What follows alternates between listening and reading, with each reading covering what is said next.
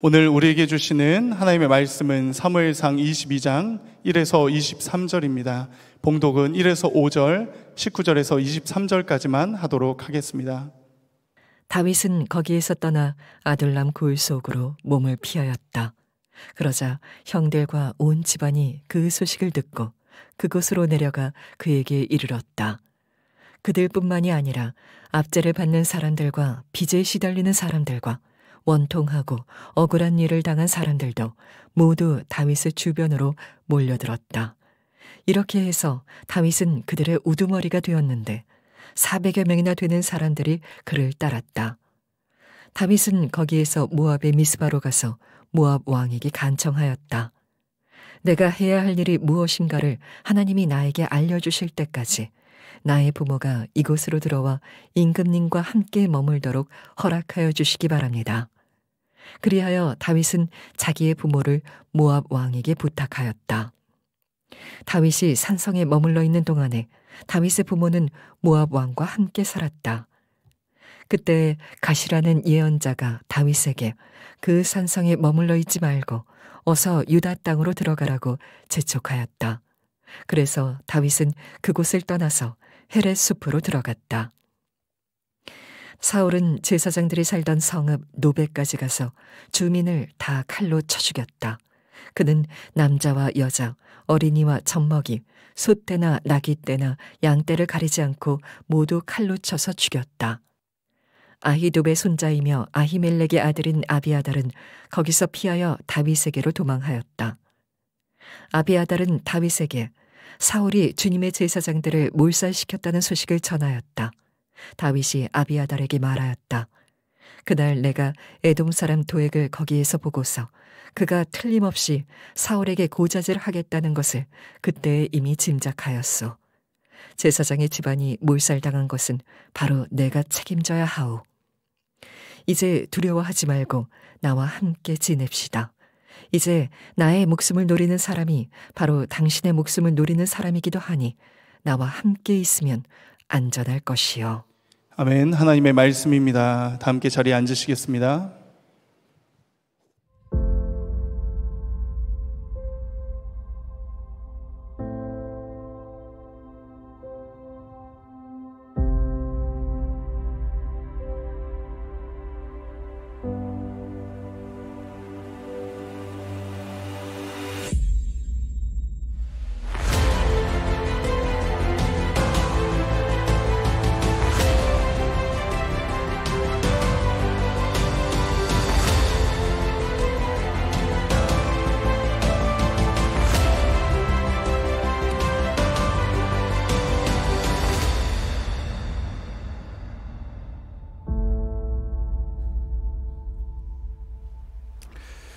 네, 오늘 사부 예배 오신 여러분들 환영하고 축복합니다. 우리 이렇게 인사하겠습니다. 하나님의 평강이 함께 하시기를 축복합니다.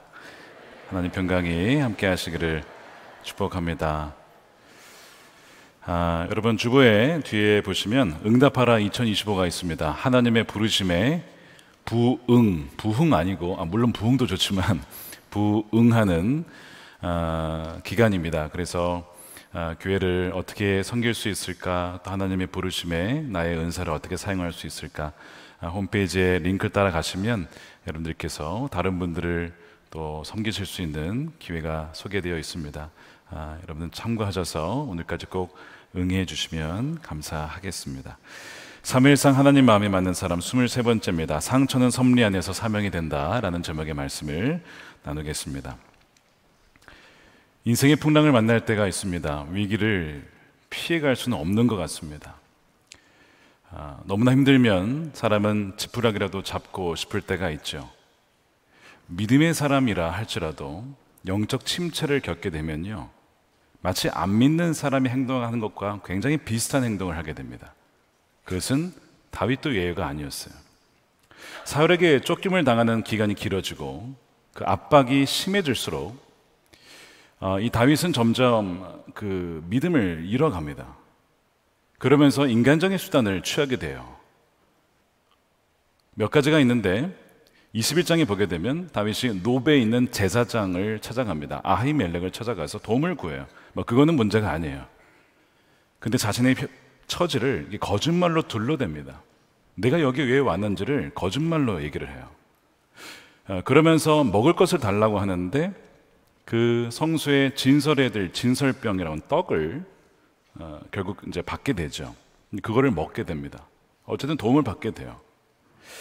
거기 이제 아히멜렉이 다윗이 어떤 상황인지 모르니까 뭐 도와준 거예요. 뭐 그걸 떠나서 어쨌든 위기의 어떤 나그네라고 생각했기 때문에 그를 도와준 것이죠.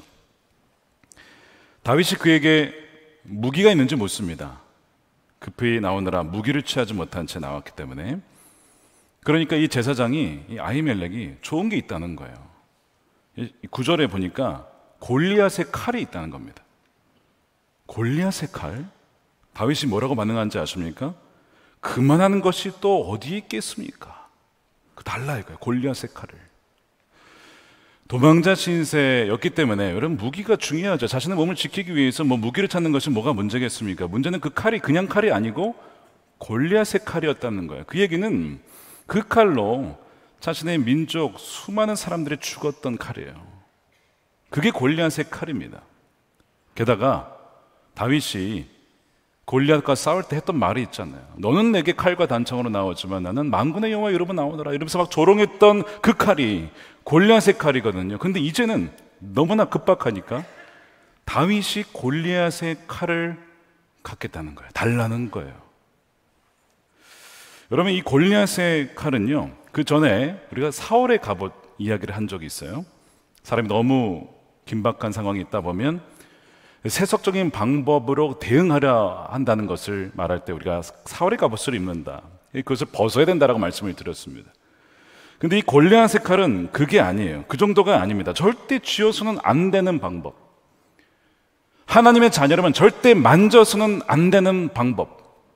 그래서 이 골리앗의 칼은 하나님의 능력을 신뢰하지 못할 때에 우리가 의지하고 싶어지는 세상의 힘, 인간적인 수단, 그러나 절대 크리스천이라면 만져서는 안 되는 수단을 말합니다. 이게 골리앗의 칼이에요. 오늘 2부 때 올로 목사님 오셔서 말씀을 전해주셨습니다. 오늘 유기성 목사님 또 사모님 10월 달에 생신이셔서 생신 파티를 준비했거든요. 올로 장로님들과 시모 장로님들과 우리 교육자들 함께 준비를 해서 파티를 해드렸는데, 그 전에 2부 예배 때 말씀을 부탁을 드려서 말씀을 전해주시는데 간증을 하셨어요. 2009년입니다. 저도 그때가 기억이 나요. 제가 비서실에 있을 때였어요. 교회가 굉장히 어려울 시기였습니다. 부채가 굉장히 많았고 위기 상황, 부도 될 수도 있었던 상황에서 어떻게 해야 될까요? 누군가가 제안을 온 거예요. 이 땅과 교회 부지와 건물을 전체를 현금을 주고 사겠다. 어마어마한 금액입니다. 제안이 딱 온 거예요. 목사님이 그 얘기를 듣고 고민을 좀 며칠을 하셨어요. 야, 이거면 그 당시에 어느 지역으로 가서 건물도 지을 수 있는 그런 금액이었거든요. 수백억입니다. 수백억. 근데 순간, 야, 이만한 돈을 현금으로 갖고 올 수 있는 데가 어딜까? 아, 이거 이단이구나. 이단 돈이 이상하게 많더라고요. 이게 분별이 돼가지고 너무 유혹은 됐는데, 야, 만 거죠. 여러분, 골리앗의 칼이 그런 거예요. 이단이 얼마나 많은 성도들을 속이고 미혹해서 죽음으로 몰아갑니까? 아무리 긴박해도 이단에게 건물을 팔아서야 되겠습니까? 거절했죠. 하나님께서 그 2009년에 전환이 되어지는 계기를 마련해 주셨어요. 그 얘기를 간증해 주시는 거예요. 그러니까 다급해도 절대 만지지 말아야 될 수단이 있는 거거든요.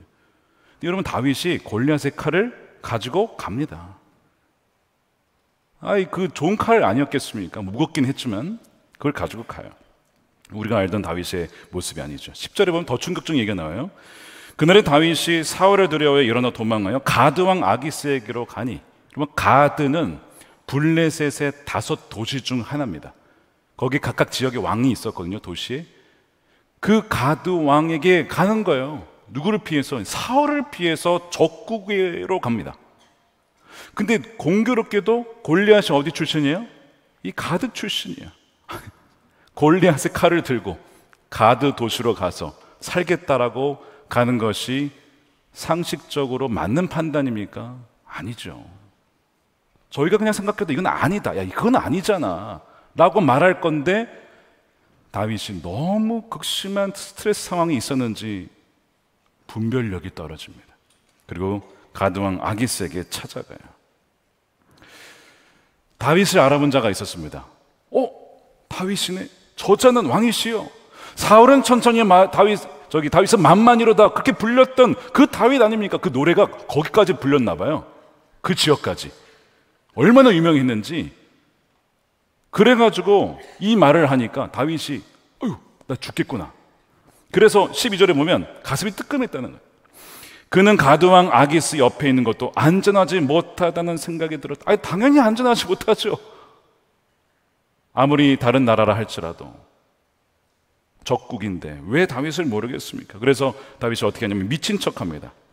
그들에게 잡혀있는 동안 그는 미친 사람처럼 행동해서 아무렇게나 글자를 극적이고 수염에 침을 질질 흘리며 나 미친 사람이야, 미친 사람, 이렇게 연기를 하는 거예요.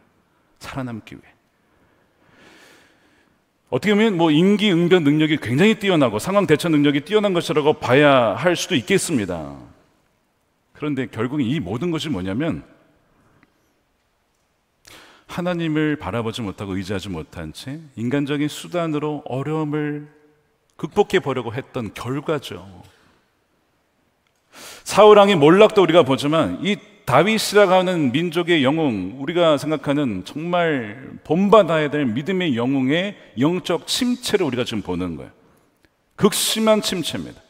안 믿는 사람이라고 봐도 이상하지 않을 정도로. 그러나 사실 누가 다윗을 비난할 수 있겠어요? 이 다윗의 처지, 도망자로서 하루 이틀이 아니라 오랜 시간을 도망다녀야 되는 이 상황 속에서 살기 위해 이렇게 하는 것을 누가 다윗을 비난할 수가 있겠습니까? 꽤 많은 분들이 살다 보면 의도치 않은 일, 감당할 수 없는 큰 부채를 지게 돼요. 빚을 독촉하는 사람들이 집에도 찾아오고 가족들에도 찾아오고 친척들에게도 찾아오고 그렇게 하잖아요. 그래서 재정을 있는 대로 다 해가지고 다 끌어가잖아요.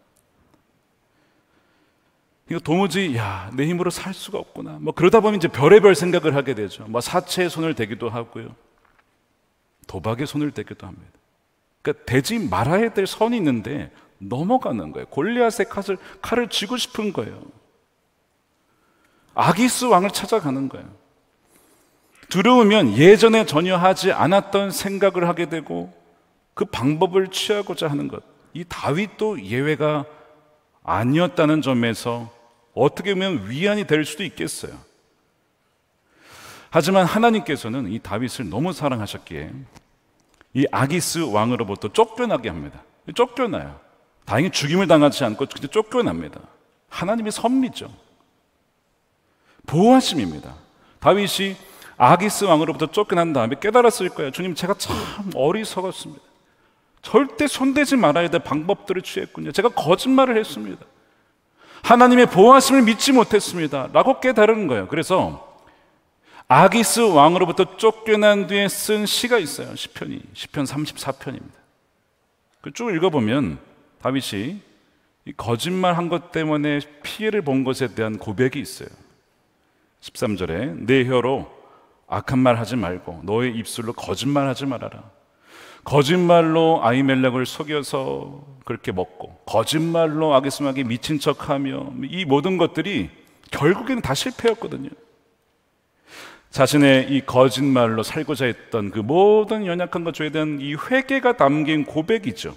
하나님께서는 우리가 우리 연약함을 고백하면요, 참 하는 긍휼이 풍성하셔서 그래 내가 용서해 줄게, 너의 연약함을 내가 안다 씻어주거든요. 그래서 22절에 여호와께서 그 종들의 영혼을 구원하시니 속량하시니 영혼을 redeem이라고 씻어주신다.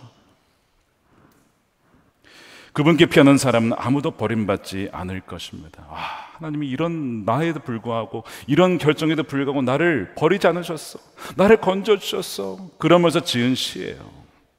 사랑하는 여러분, 골리앗의 칼을 혹시 취할까 고민하십니까? 아기스 왕을 찾아갈까? 그런 분 혹시 없으십니까?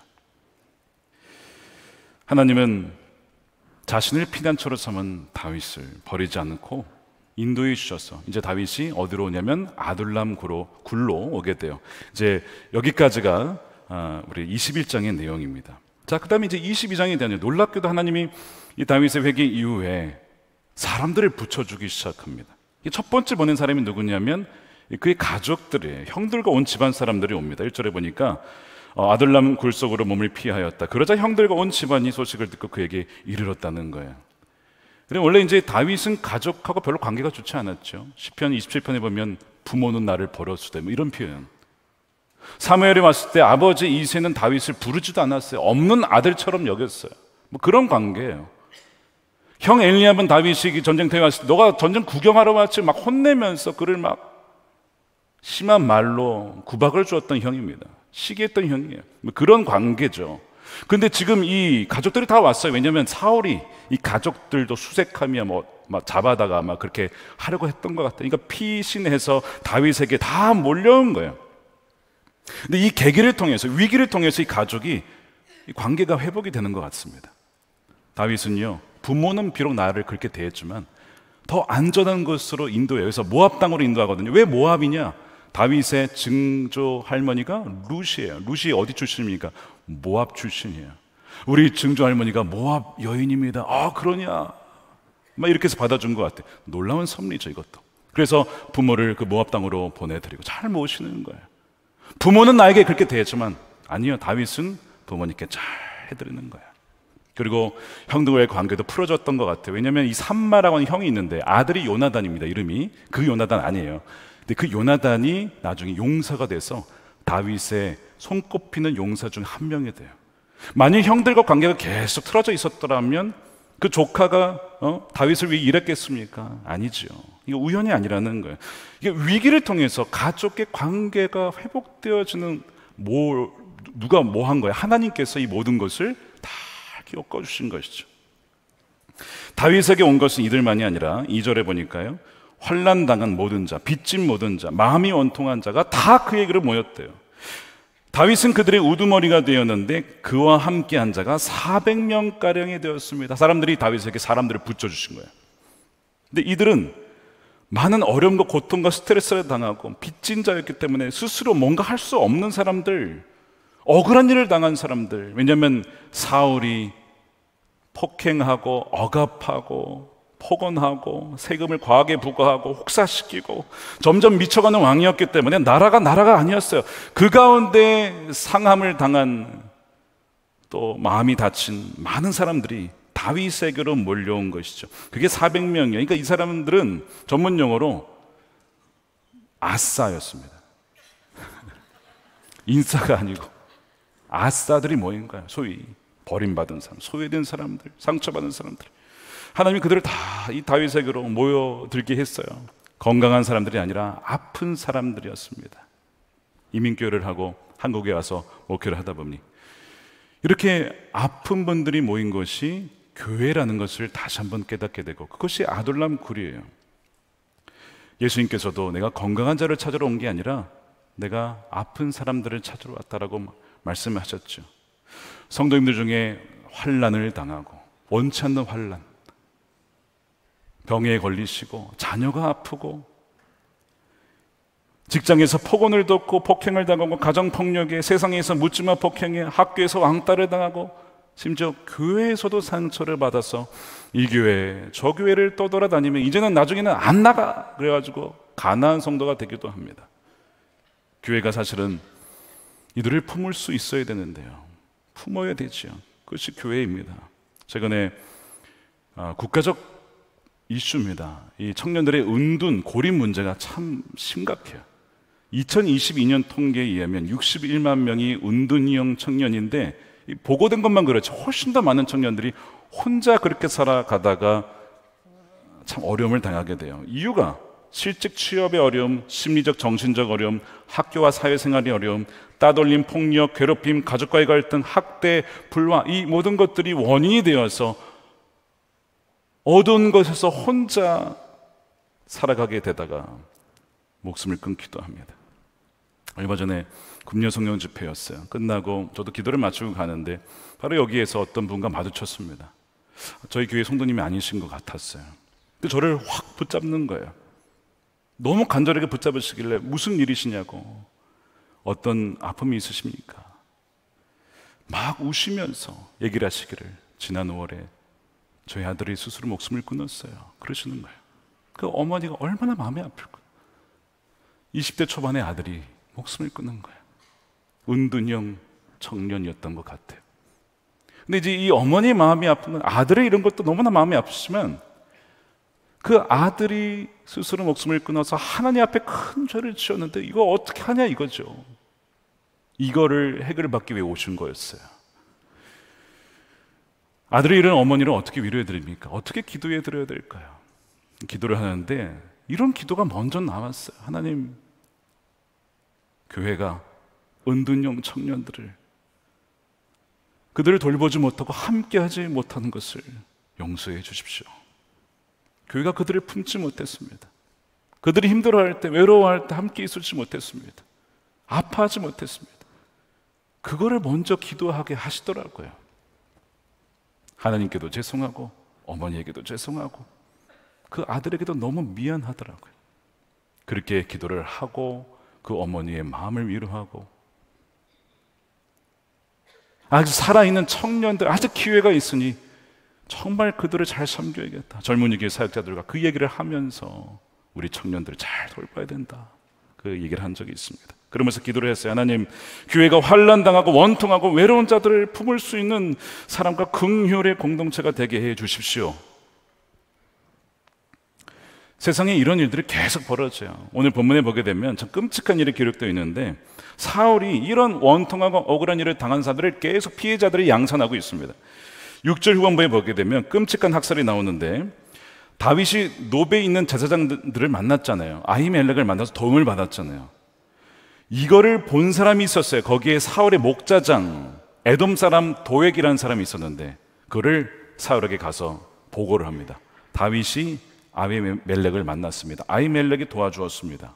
그래, 가자. 그래서 사울이 군사를 이끌고 와요. 그 아히멜렉 제사장을 만나가지고, 너가 다윗 만났다며 너 한패지, 너 같이 짜고 지금 반역하는 거지. 반역죄를 그에게 뒤집어 씌웁니다. 반역한 거 아니거든요. 왕이시오, 왕이 사위 아닙니까? 왕이 뛰어난 장수가 아닙니까? 왜 우리가 반역을 하겠습니까? 아니야, 너는 반역자야. 그냥 그대로 반역죄를 뒤집어 씌우고 이들을 죽여라. 병사들이 못 죽이는 거야. 제사장들인데. 그러니까 그 도액이 자신이 나서서, 거기 제사장만 85명이 있었거든요. 다 죽입니다. 끔찍하죠. 그리고 그 말이 있었던 남자, 여자, 어린이, 동물들까지 완전히 진멸을 해요. 이 끔찍한 일이 오늘 본문에 기록이 되어 있어요. 이 제사장이 잘못한 게 뭡니까? 그저 나그네 영접한 것뿐입니다. 말씀 그대로 나그네를 영접해라. 부지 중에 천사를 영접한 이도 있느니라. 말씀 그대로 도와준 것뿐인데 결과는 죽음이야. 권력에 의해서 무고한 피를 흘린 것입니다. 작년 2023년 6월 말에 미국 캘리포니아 토렌스 연합 감리교회 담임 목사님이 고별 설교를 하게 되었어요. 더 이상 그 교단에서 목회를 못하게 된 겁니다. 왜일까요? 동성 결혼줄에 반대, 동성애자 목사 안수 반대를 했기 때문입니다. 교회를 떠나야 했던 거예요. 로스팰리스 연합감리교회 담임 목사님 설교 중간에 이렇게 하고 있는데, 연회 대표님 와서, 관계자가 와서 내려오라 이거예요. 당신은 오늘부로 담임 목사 해고됐습니다. 이유를 얘기하지 않아요. 근데 이유는 이거예요. 똑같은 이유입니다. 동성애 반대했다는 이유로. 그래서 교회가 교단을 탈퇴하려고 하니 탈퇴하기 이전에 담임 목사를 바꾸어서 그걸 막겠다는 거예요. 물론 교단의 입장에서는 교회 재산을 지키고자 그렇게 할 수 있지만 적법한 절차가 아니었습니다. 목회협조위원회 위원장님을 만나서 감리사님과 감독과 컨설테이션을 통해서 담임자를 바꿔야 되는 그런 프로세스를 밟아야 됩니다. 그런데 그런 거 없이, 명확한 사유 없이 LA에서, 시카고에서, 뉴저지에서, 뉴욕에서, 애틀란타에서 이루 말할 수 없는 교회에서 부당 해고를 당하신 거예요. 억울하죠. 원통하죠. 그분들이 모여서 어디를 갔냐면 글로벌 감리교회라고 웨슬리안 복음주의를 지향하는 그 교단으로 가입을 하셔서 목회를 새롭게 시작하는, 교회를 새롭게 개척하고. 그런데 나올 때 재산을 가지고 나오지 못했죠. 쫓겨났으니까. 교회들 중에서 우리는 글로벌 감리교회를 가겠다 라고 하면 재산의 50%를 값을 지불하고 나와야 돼요. 그래야 재산을 가지고 나올 수가 있어요. 근데 그만한 돈이 없어요. 얼마나 많은 돈인지 모르겠어요. 수십억, 수백억입니다. 무슨 돈이 있겠습니까, 교회가. 그러니까 지불을 못하면 그냥 맨손으로 나가는 거예요. 물론 저는 참 조심스럽습니다. 왜냐? 그 연합감리교회 안에 소수이긴 하지만 여전히 동성애를 반대하고, 동시에 동성애자들도 회개할 수 있도록, 이거는 글로벌 감리교회도 마찬가지예요. 그들이 회개하고 돌이킬 수 있도록 그걸 포기할 수가 없죠. 그런 분들이 여전히 거기 남아 있거든요. 그렇기 때문에 그 전부를 매도해서는 안 되고 정죄할 수가 없죠. 우리 정죄하는 것은 우리 역할이 아닙니다. 하나님이 결국 궁극적으로 판단을 하실 거예요. 그럼에도 불구하고 억울하게 파송 중단당하고 해고당하여 광야에 던져진 이들이 굉장히 많아요. 제가 그전에 섬기던 교회도 절차를 밟아서 탈퇴를 해서 글로벌 감리교회로 가입을 했어요. 그건 크게 문제가 없었습니다. 제가 한국에 오기 전에 이미 준비를 하고 있었기 때문에. 그런데 그 지역의 한 미국 교회가 탈퇴를 하려고 했는데 3분의 2 찬성을 얻지 못했어요. 담임 목사님. 그래서 일부 교인들이 빈손으로 나와서 예배를 할 데가 없는 거예요. 근데 제가 섬기던 중앙 감리교회에서 그분들을 받아주셨어요. 저희 교회에서 예배하십시오. 무료로 쓰십시오. 주일 아침에 일찍 그 미국 회중이 예배를 드리고 11시에 한인교회가 예배를 드리고 이제 그 건물을 같이 쓰게 된 거예요. 마치 그것이 아둘람 굴이 된 것이죠. 여러분, 이런 것이 지금 미국 전역에서 벌어지고 있습니다. 아히멜렉과 제사장들이 학살당할 때 아들이 살아남았어요. 아비아달이라는 아들이 살아남아가지고 다윗에게로 도망을 옵니다. 죽는 모습을 봤어요. 아버지가 죽는 거, 친구들이 죽는 거, 친척들이 죽는 거 다 봤어요. 얼마나 마음이 상처가 되었을까. 다윗이 아비아달을 책임지기로 합니다. 23절에 이제 두려워하지 마라. 나와 함께 지냅시다. 나의 목숨을 노리는 사람이 바로 당신의 목숨을 노리는 사람이기도 하니 나와 함께 있으면 안전할 것이요. 그를 품어줘요. 자, 여기에서 이제 이 학살이 벌어졌어요. 하나님은 도대체 뭘 하고 계십니까? 하나님은요, 지금 새로운 역사를 이루고 계세요.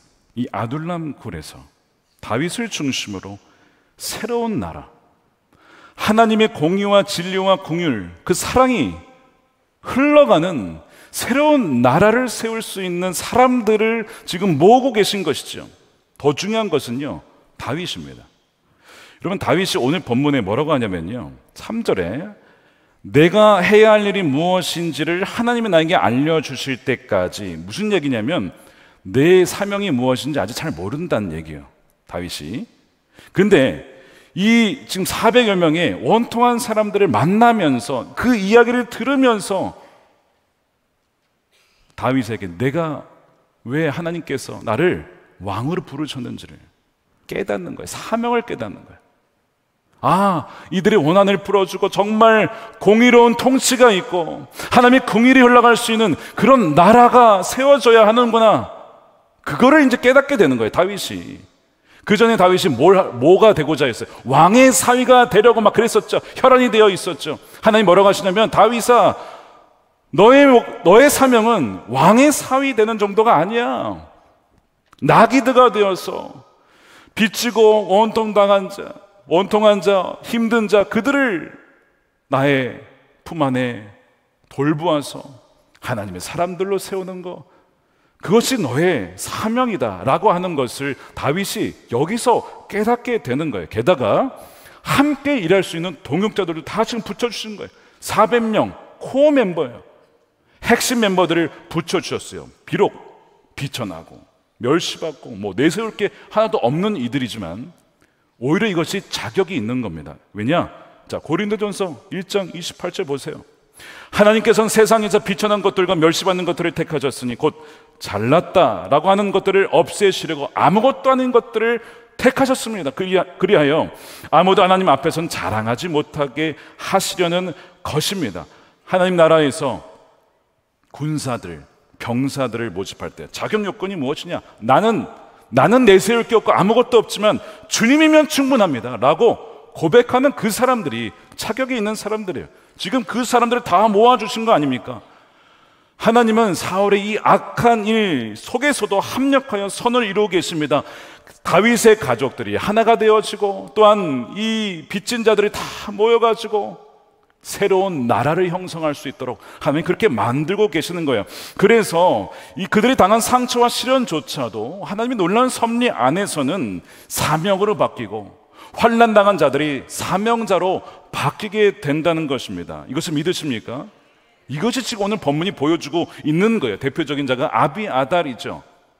다 죽었는데 자기만 살아남았어요. 왜 나는 생명을 갖고 있나? 생명, 살아있는 자에게는 명령이 주어져 있는 거예요. 사명이 주어져 있는 것이죠. 어떤 분이 최근에 기도받으러 오시면서 가정에 우환이 너무 많아요. 가정폭력에, 술중독에, 우울증에, 자녀들까지 다 아파요. 다 너무 아픈 거예요. 근데 이 어머니가 기도 부탁을 하시는데, 목사님 저희 가정에서 저만 믿는 사람이에요. 그래서 제가 남편을 위해서, 자녀들을 위해서 제가 기도해야 돼요. 기도해 주세요. 그러시더라고요. 아비아달, 왜 나를 믿게 하셨는가? 왜 나에게 영원한 생명을 주셨는가? 남겨진 자에게는 회복시킬 사명이 있기 때문에 그런 거죠. 이 아비아달이 나중에 다윗이 왕이 되었을 때 대제사장이 됩니다.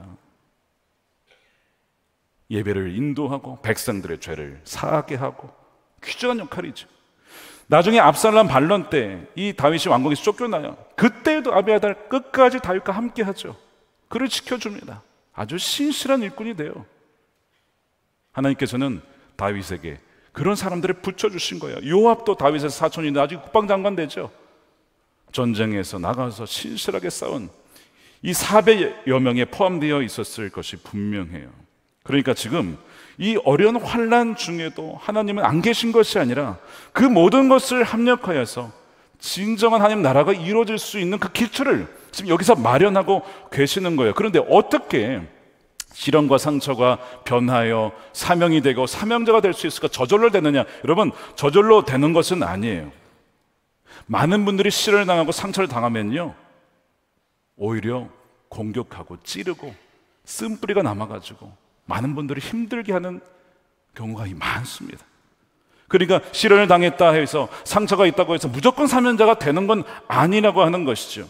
그런데 이들이 사명자가 될 수 있었던 것은 바로 이 아둘람이 기도하는 동굴이었기 때문에 그래요. 골방이었기 때문에 그래요.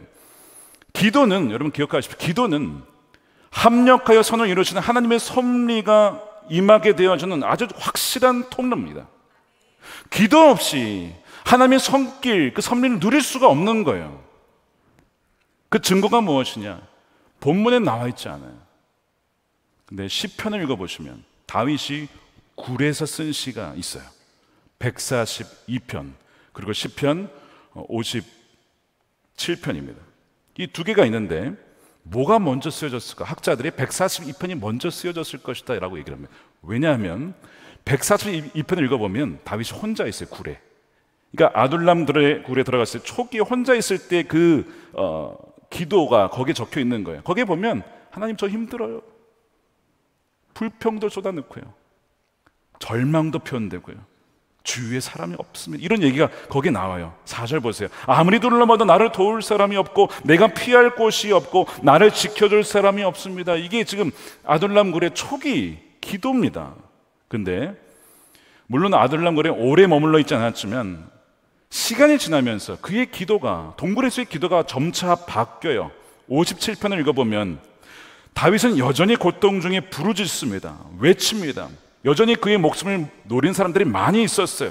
그런데 그의 기도가 찬양으로 바뀌고 감사로 바뀌고 막 이렇게 바뀌는 것을 발견하게 돼요. 자, 7절에 하나님, 나는 내 마음을 정했습니다.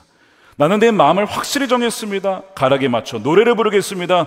내 영혼아 깨어나라. 검은 고야 수금아 깨어나라. 내가 새벽을 깨우련다.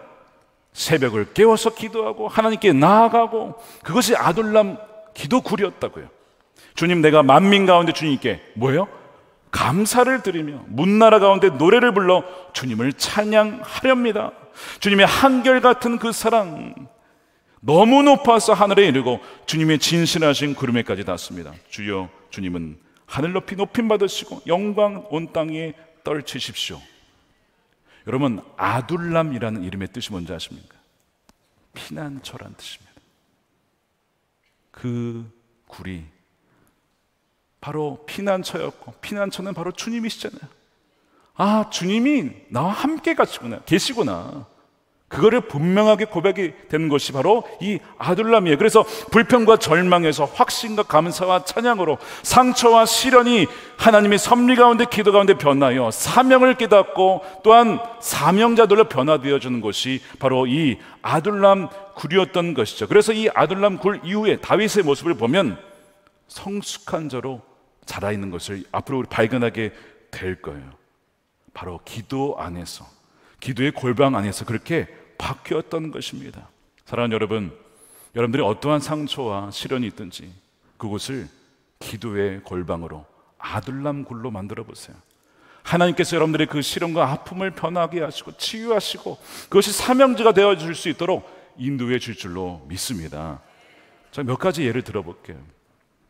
얼마 전에 저희 교회 7살짜리 남자아이가 아마 동네에서 놀다가 다쳤는데, 별로 큰 상처가 아니었는데 낫지를 않는 거예요. 염증이 나기 시작했고 이것이 폐혈증까지 이어집니다. 그래서 병원 입원해서 강한 항생제 투여해서 치료를 하는데요, 뭐 좋아지는 게 아니라 뼈까지 염증이 퍼져가지고 이 어린아이가 고열에, 복통에, 오한이 반복되면서 토하고 막 심해지는 거예요. 의료진들이 이 긴급 상황이 될까 봐 계속 대기를 하고, 긴급 기도 제목이 우리 교회 단톡방에 계속 올라왔어요. 부모님 입장에서 이게 웬 환란이냐, 이게 정말 생각지도 못한 환란을 당한 거죠. 아이도 아프지만 부모님의 마음은 더 두려운 거예요. 기도를 하지만 두려운 것을 피하기가 너무 어려운 거예요. 지역장님이신 장로님께서 또 속장님과 함께 이 가정을 위해서, 그 아이를 위해서 기도를 했습니다. 일주일을 기도하고 오프라인으로 온라인으로 정기적으로 줌으로 모여서 기도하고, 일주일을 기도하고 2주일을 기도하는데 낫지를 않고 애가 더 심각해지는 거예요. 야, 이러다가 아이가 죽겠다 싶더라고요. 그래서 병원에 가려고 해도 부모 외에는 뭐 갈 수가 없으니 그런 상황이었는데, 아버님하고 속장님하고 속회원들이 다 교회에서 기도를 하겠다고 담임 목사실로 오셨어요, 주일날. 그래서 예배 마치고 그 잠깐 그 시간 되어 있을 때 그 접견실에 모여가지고 거기서 기도를 같이 하는데, 줌으로 그 병원을 연결해서 그 침상에 누워있는 아이하고 엄마가 연결이 됐어요. 그러면서 제가 이야기를 들은 게 뭐냐면, 그 아이가 7살짜리 남자예요. 이런 얘기를 했다는 거예요. 오늘이라도 예수님께서 말씀하시면 제 병 나을 수 있어요. 그 7살짜리 남자아이가 그렇게 고백을 하더래요. 제가 그 얘기를 딱 듣는데, 아, 주님께서 이 아이 낫게 하신다. 믿음이 들어서 속회원들과 함께 뜨겁게 거기서 기도를 하고 줌으로 연결된 상황에서 그다음에 마무리 기도를 할 때 제 마음에 이런 기도가 되었어요. 하나님, 이 아이 주님의 아들입니다. 상처가 치유되어서 평생 하나님의 살아계심을 증거하는 사명자로, 증언자로 살게 해주십시오. 그렇게 기도를 했는데 놀랍게도 그날 오후부터 낫기 시작했어요. 아니, 3주간 항생제 막 여러 개도 전혀 효과가 없고 오히려 더 악화되었던 애가 그날 오후부터 낫기 시작하던 일주일 뒤에 퇴원을 한 거야. 저는 너무 감사한 것이, 속회원들이 그 아이를 위해서 마치 내 아들이 아픈 것처럼, 내 손주가 아픈 것처럼 그렇게 눈물로 기도해 주시는 그 모습에 너무 감동을 받았어요. 이것이 아둘람 굴이구나, 이것이 바로 교회구나 하는 것을 깨닫게 되었어요. 환난 당한 자를 품고 기도해 주는 기도의 골방이자 피난처이자 시련이 사명으로 바뀌는 건 이것이 바로 교회군 하는 것을 다시 한번 보게 되었습니다. 지난주에 일본 우리 형제교회에 방문을 했어요. 장님들과. 첫날 저녁에 중앙영광교회 이용규 목사님이 간증을 하시는데 1989년에 일본에 갔다가 유학을 하는데 화상을 입었어요. 3도 화상을 얼굴과 몸에 덮어서 붕대를 다, 의사가 뭐라 그랬냐면 이거 회복 못합니다. 그냥 그 3도 화상, 심각한 화상이죠. 그냥 그렇게 살아야 된다라고. 이 목사님이요, 그 붕대를 감으면서 하나님께 간절히 기도했다. 하나님, 다른 데는 몰라도 이 얼굴만큼은 치유해 주십시오. 말이 안 되잖아요. 화상, 3도 화상인 얼굴이 다 이그러졌는데 그렇게 간절히 기도하고 하나님 치유해 주시면 정말 주님을 위해서 평생 살겠습니다. 붕대를 딱 풀었는데 의사가 표정이 이상해. 얼굴이 멀쩡한 거야. 이런 일은 있을 수 없다. 의사가, 일본 의사가 깜짝 놀라면서 얼굴이 멀쩡. 지금 이용기 목사님 이 피부가요 저보다 훨씬 나아요. 정말 저는 보면서도 아니 연세가 저렇게 많으시면 어떻게 피부가 저렇게 매끈하시지?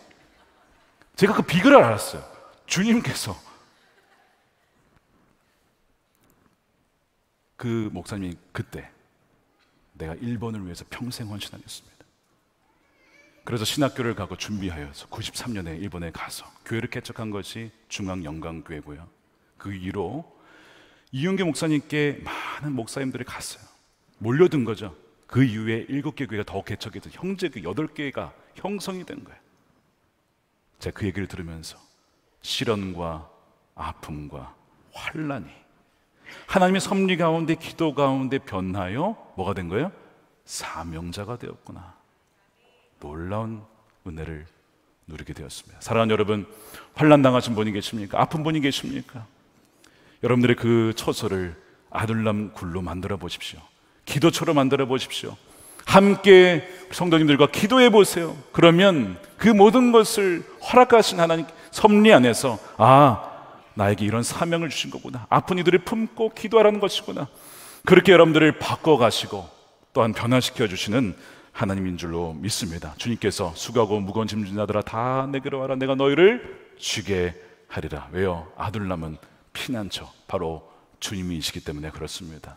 여러분들의 모든 짐을 주님께 맡기고 그 은혜 가운데 살아가는 여러분 되시기를 주님의 이름으로 축원드립니다. 우리 함께 기도하겠습니다. 이 시간 기도할 때 여러분들의 모든 환난과 상처와 아픔을 진정한 피난처이신, 진정한 아둘람 굴이신 주님께 내어 맡기십시오. 그분의 섭리 가운데 또한 은혜 가운데 여러분들의 그 모든 것이 변하여 하나님의 사명자로 세워지는 은혜가 있게 될 줄로 믿습니다. 어떤 것도 염려하지 말고 두려워하지 말고 내 안에 거하라. 내 안에 머물러 있으라. 참된 피난처 되신 주님만을 주목하며 그 사랑 안에 머물 때에 어떤 환난도 이겨낼 수가 있습니다. 이 시간 그 모든 것을 주님께 맡겨드리며 우리 함께 통성으로 기도하겠습니다. 살아계신 아버지 하나님 감사합니다. 우리 가운데 역사하신 주님을 찬양합니다. 주님의 약속 가운데 우리가 여전히 있음을 고백하며 무엇보다 살아계신 주님의 그 형길 가운데, 전능자의 그늘 가운데, 주의 날개 아래 가운데 우리가 있음을 고백합니다. 하나님께서 사랑하는 모든 성도들의 형편을 다 지오니 그 어려움 속에서도 주님을 찬양하며 감사하며 그렇게 올려드릴 수 있는 주님의 귀한 우리 모든 식구들이 되게 하여 주시옵소서.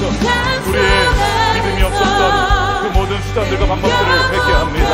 불쌍히 여겨주시고 온전히 주님만을 신뢰하며 나아가는 하나님의 자녀들이 되게 하여 주시옵소서. 주님 찬양합니다. 주님 감사합니다. 모든 것이 합력하여 선을 이루시는 주님을 찬양하오니 주님 말씀을 바라보는 눈을 활짝 열어 살아계신 아버지 하나님 감사합니다. 우리도 다윗처럼 골리앗의 칼을 쥐고자 했던 때가 있었고 아기스 왕을 찾아가서 살아보려고 했던 때도 있었습니다. 우리의 모든 연약함과 우리의 허물을 주여 불쌍히 여겨주시고 덮어주시옵소서. 주님의 전능자의 그늘 아래, 날개 아래 우리를 덮어주시기를 원합니다. 아버지 하나님, 환난당하고 빚진 자, 마음이 원통한 자, 너무나 많이 있습니다. 그러나 주님께서 진정한 아둘람 굴이 되시오니 하나님의 놀라운 섭리 가운데 또한 뜨거운 기도 가운데 하나님께서 이 모든 상처와 아픔을 치유해 주시고 하나님의 사명을 불어넣어 주시고 사명자로 새롭게 세워지는 은혜의 시간들이 되게 하여 주시옵소서. 오직 주님만이 우리의 피난처 되심을 고백하며 함께 동역하는 동역자들을 붙여주시옵시고 서로를 위해서 기도하며 붙잡아 주며 그렇게 끝까지 하나님 나라 위하여 사랑하며 또한 믿음의 경주를 완주할 수 있는 하나님의 귀한 성도들이 되게 하여 주시옵소서. 하나님 병든 자 아픈 자 주여 치유하여 주시고 회복시켜 주시기를 원합니다. 하나님 모든 아픔과 형편 중에서도 하나님의 선하심을 끝까지 신뢰하는 하나님의 중귀한 백성들이 되게 하여 주옵소서. 아버지 온전한 11조로 성경금으로 감사헌금으로 주님께 올려드립니다. 쓰이는 곳곳마다 생명이 살아나고 회복되어지고 하나님은 쓰러져 있던 이들이 일어서는 놀라운 은혜가 있게 하여 주시옵소서. 기업에 복을 더하여 주시고 가정에 늘 평강을 더하여 주시고 사랑하는 자녀들이 예수 그리스도 한 분만을 사랑하며 의지하는 신실한 일꾼들이 다 되게 하여 주시옵소서. 이 나라가 하나님을 경외하는 나라가 되게 하여 주시옵시고 하나님의 법에 말씀에 기초하여 법이 세워지기를 원합니다. 하나님 남과 북이 복음으로 통일되게 하여 주시되 하나님 감사합니다. 장문석 집사님 종신형에서 감형이 되어 2년형만 남게 하심을 감사합니다. 남은 형도 하나님 다 없애 주옵소서. 풀려나게 하여 주옵소서. 김국기 목사님, 김정은 목사님, 최춘기 선교사님에게도 하나님의 석방의 은혜를 허락하여 주옵소서.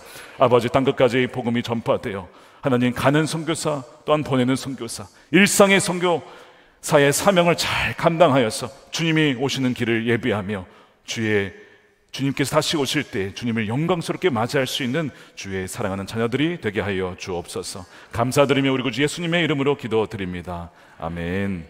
다 같이 일어나셔서 우리 찬양하며 준비하신 예물 올려드리겠습니다. 내 아버지 그 품 안에서 내 아버지 그 품 안에서 내 영혼은 안전합니다. 주 손길로 내 삶을 안으시니 주 손길로 내 삶을 안으시니 그 평강이 나를 덮습니다. 그 평강이 나를 덮습니다. 나 비록 넘어지며 흔들리지만 나 비록 넘어지며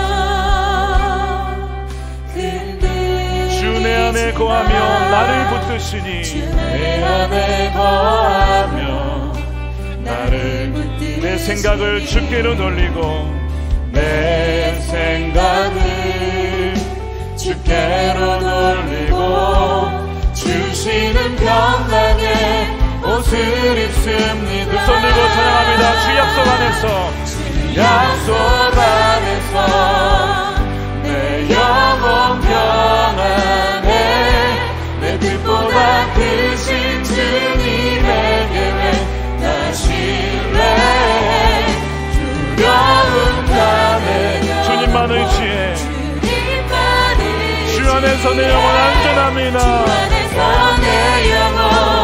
한 번 더 고백합니다. 주 약속 안에서 주 약속 안에서 내 영혼 평안 내 뜻보다 크신 주님 내 뜻보다 크신 주님의 계획 나 신뢰해 두려움 다 내려놓고 주님만 의지해 주 안에서 내 영혼 두려움 다 내려놓고 주님만 의지해 두려움 다 내려놓고 주님만 의지해 주 안에서 내 영혼